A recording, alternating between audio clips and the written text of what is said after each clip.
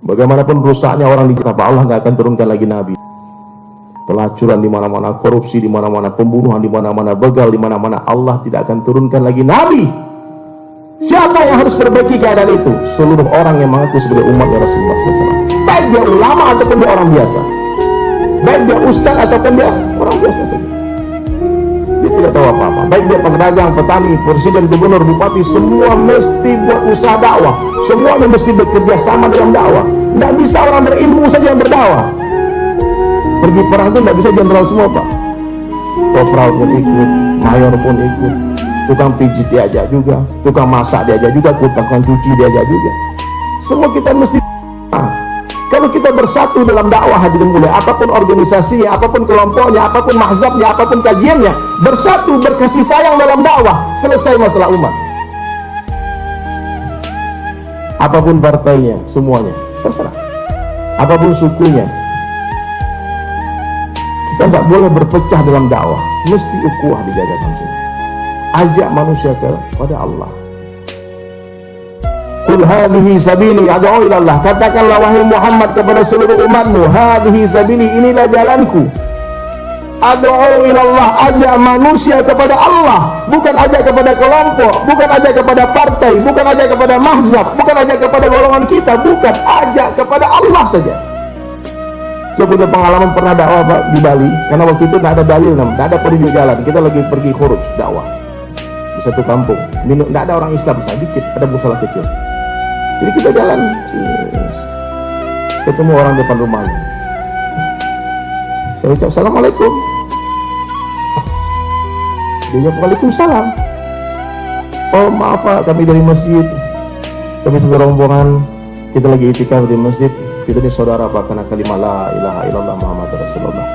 Jadi kami lagi ada masa-masa di masjid, lagi makan-makan, kami ngundang Bapak untuk makan sama-sama. Oh ya siap, sebentar. Dia ke dalam rumahnya, dia ambil pecinya, dia punya peci nasional. Datang ke masjid, sampai di masjid, kawan saya dipijit-pijit ya, punggungnya Bapak. Oh kan enak. Berkurap dia Pak, dia pengen dipijit beneran. Dia pijit beneran, enak pijit. Saya kasih minum, susu, cai, semuanya, makan. Pas azan maghrib itu Bapak hilang. Mana Bapak Suroso tadi? Hilang dia.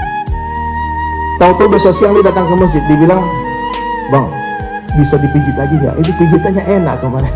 Dipijit lagi. Hari kedua di sana, hari ketiga dia datang dengan seluruh keluarganya. Dia bilang, saya sudah 2 hari ini berpikir, saya ini Nasrani Pak. Tapi ketika saya masuk masjid, saya rasakan sesuatu yang beda. Ada kasih sayang di dalam masjid. Saya kasih makan, dipijitin, diikram semua. Kami sudah sepakat satu keluarga pengen masuk Islam. Syahadat di hari ketiga. Salah masuk rumah. Daripada haji, umrah, zakat, dakwah yang lebih penting. Orang sholat belum tentu dakwah Pak. Sholat, dakwah itu kata Rasulullah SAW, umul fardu, ibu dari segala amalan. Kalau kita dakwahkan itu dakwah, insya Allah orang yang kita dakwah dia akan sholat, dia akan zakat, dia akan puasa, dia akan haji. Tapi orang haji belum tentu dakwah, orang zikir belum tentu dakwah, orang kajian belum tentu dakwah. Tapi orang dakwah pasti belajar. Dia pasti akan haus akan ilmu. Dia pasti akan sholat. Jadi apa harus kita dakwahkan hari ini keluar sana? Dakwahkan dakwah itu sendiri, multi level akhirat. Itu orang-orang non-muslim, dia pelajari cara dakwahnya Rasulullah, bagaimana bisa berkembang. Maka terciptalah multi level marketing ini. Dijanjikan royalti. Allah Ta'ala menjanjikan royalti juga. Kalau kamu ajak satu orang berbuat kebaikan, kamu dapat royalti 100% sempurna amalan orang itu.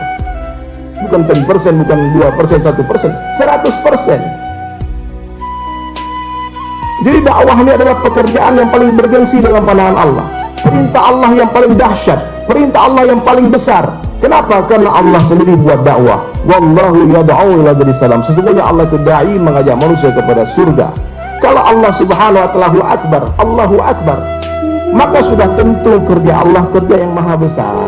Dan orang-orang yang buat dakwah adalah orang-orang besar dalam pandangan Allah. Janji yang Allah janjikan, pahala yang Allah janjikan hadirin mulia untuk orang buat dakwah begitu besar. Bahkan tidak ada pahala yang lebih besar daripada pahala dakwah. Kalau saja pahalanya begitu besar mengajak orang kepada Allah hadirin mulia, maka meninggalkan dakwah dosanya sangat besar. Dakwah itu bahasa Arab, kalau bahasa Indonesianya artinya mengajak, bukan mengajar. kenalkan orang kepada Allah, kasih tahu sama orang, hubungkan hati orang kepada Allah. La ilaha illallah.